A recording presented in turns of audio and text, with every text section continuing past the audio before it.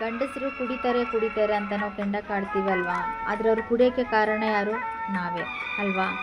ಅದು ಗಂಡಸನ್ನ ಜೀವ ಹಗಲು ರಾತ್ರಿ ಹೊರಗಡೆ ದುಡಿದು ಮನೆಗೆ ಬಂದಾಗ ಅದಕ್ಕೊಂದು 5 ನಿಮಿಷ ಪ್ರೀತಿ ಕೊಟ್ಟು ನೋಡಿ. ಯಾವುದೇ ಕಾರಣಕ್ಕೂ ಕುಡಿಯೋ ಕಡೆ ಒಂದು ಮಿಸ್ಚಿಕ್ಕಿಂದನೂ ಕಣ್ಣೆತ್ತಿ ನೋಡೋಕ್ಕೆ ಸಾಧ್ಯ ಇಲ್ಲ. ಯಾಕಂದರೆ ಆ ಜೀವಕ್ಕೆ ಗೊತ್ತಿರುತ್ತೆ, ನಾನು ಕುಡ್ದಿಗೆ ಏನಾರ ಸತ್ತರೆ ನನ್ನ ಹೆಂಡತಿ ಮಕ್ಕಳನ್ನ ಯಾರು ನೋಡ್ತಾರೆ ಅಂತ. ಸೊ ಅದಕ್ಕೆ ಗಾಯ್ಸ್ ಒಂದು ಮಾತು, ಯಾವುದೇ ಕಾರಣಕ್ಕೂ ಆ ಗಂಡನ ಕಳ್ಕೊಬೇಡಿ. ಅವ್ರು ಕುಡೀಲಿ ತಿನ್ನಲಿ ಏನೇ ಮಾಡಲಿ ದಯವಿಟ್ಟು ಕಳ್ಕೊಬೇಡಿ. ಅವ್ರು ಕುಡಿಯೋದನ್ನ ಬಿಡಿಸ್ಬೇಕು ಅಂದರೆ ಹೆಂಡತಿ ಕೈಯಲ್ಲಿದೆ.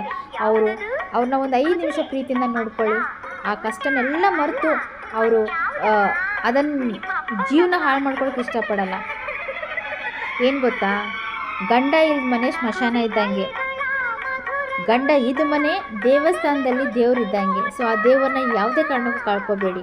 ಯಾಕಂದರೆ ಆ ಮುದ್ದಾದ ಮನಸ್ಸಿಗೆ ಪ್ರೀತಿ ಅನ್ನೋದು ಹೆಂಡತಿ ಮಕ್ಕಳಿಂದ ಸಿಗೋದು, ಇನ್ನೆಲ್ಲೂ ಸಿಗೋಕ್ಕೆ ಸಾಧ್ಯ ಇಲ್ಲ. ಅವು ಎಲ್ಲೂ ಸಿಗಲಿಲ್ಲ ಅಂದರೆ ಅವನಿಗೆ ಸ್ಮಶಾನನೇ ಎಲ್ಲ ಆಗೋಗುತ್ತೆ.